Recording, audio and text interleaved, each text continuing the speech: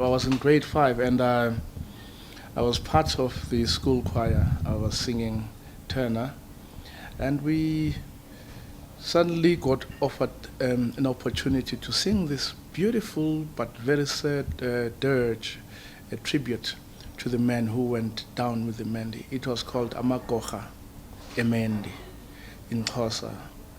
We sang this story. We knew it was a tribute to these people who had gone to Europe.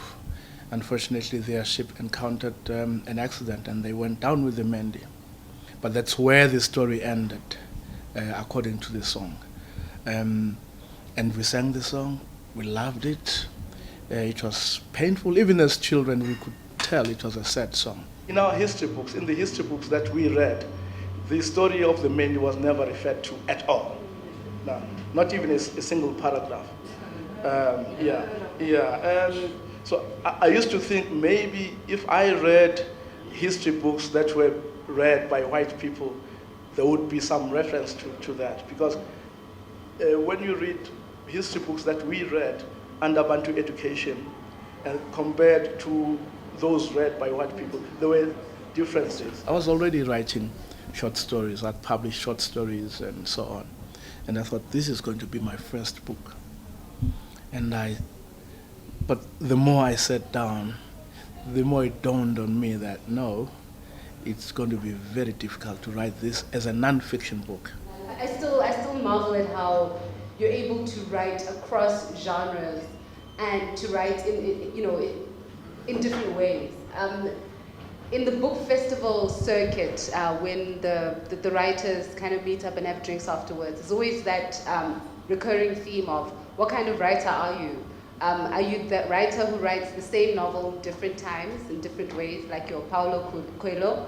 Or are you, if you love him, I'm reporting. Or are you a writer who's got that talent where you can write across genres? It dawned on me that a non-fiction book would require that I speak to people who were related to these guys who went down. Because 2001, all of them were dead. Even if I could locate maybe one or two of them, there would be 100-something. They wouldn't remember. They wouldn't be of much use for the purposes of research. So I started digging around libraries. Nothing whatsoever written on this very, very, very important tragic chapter of our history. And then somebody, when I said I was trying to research this story, somebody said, no, University of Natal did publish a non-fictional account in 1987.